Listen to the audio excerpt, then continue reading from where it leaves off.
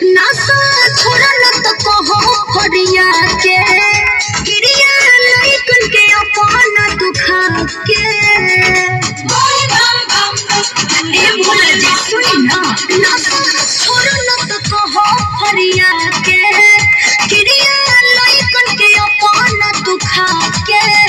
ना तो भंगिया से कबहू न टूटी मेहरा रू भोले टूटी गौरा ना तो भंगिया से कबहू न टूटी मेहरा रू भोले छूटी गौरा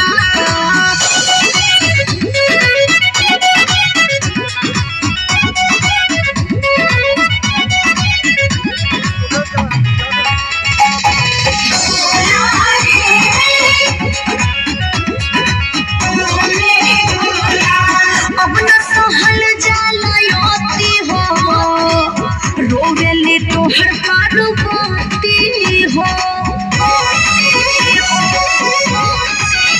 गिरिया झूठे नहीं खाइब हो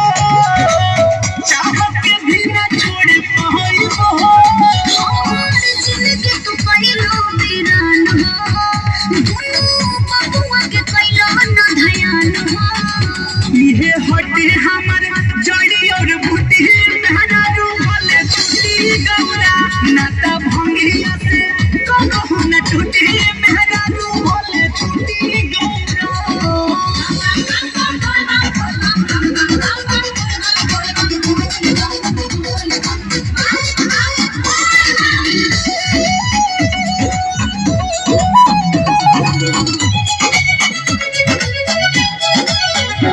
हंसता टोला मोहल्ला हो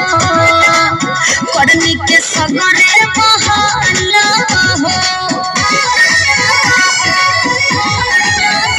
भंगना मिली नहीं जियब हो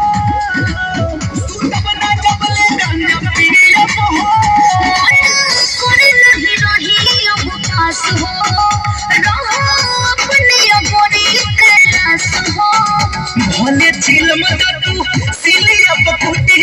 मेहरा रू भोले छूटी गौरा ना त भंगिया से कबहू न टूटी मेहरा रू भोले छूटी गौरा छोड़ा न तो कहो हरिया के